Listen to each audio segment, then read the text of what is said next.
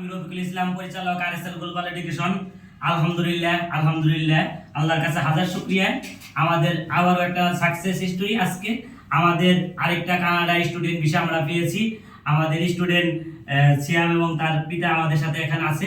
আলহামদুলিল্লাহ, আজকে আমরা তার পাসপোর্ট এবং টিকিট বুঝিয়ে দিতে পেরে আমরা আল্লাহর কাছে শুকরিয়া জানাই।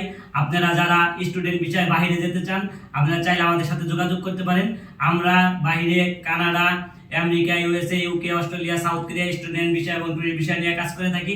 আজকে আনন্দের বিষয় হচ্ছে যে যার বিষয় করেছি আমার চিরপ্রিয় ব্যক্তি, আমার দাদা, তার ছেলে।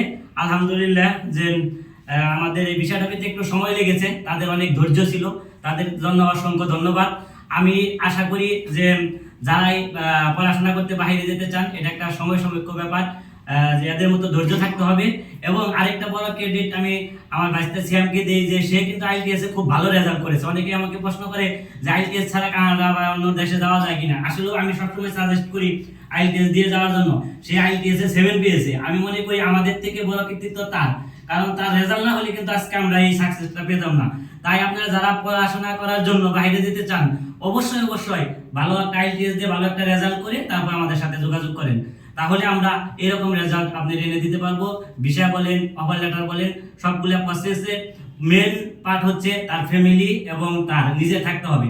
এজেন্সি শুধু মাত্র কোনো এজেন্সি ভিসা দিতে পারে না। ভিসা দেওয়ার মালিক যে দেশ আপনাকে ভিসা দিবে, যে যে দেশে যাচ্ছেন ওই দেশের এম্বাসি, তাদের ডকুমেন্টের উপরে বেসিক করে কানাডার ভিসা হয়। আর এতটুকুই, অনেকে অনেক জায়গায় প্রতারিত হচ্ছেন। নিজেরা প্রতারিত না হয়ে আপনারা যদি আমাদের টাচ করেন, আমাদের সাথে আসতে পারেন। আসসালামু আলাইকুম, ভালো থাকবেন। ধন্যবাদ সবাইকে।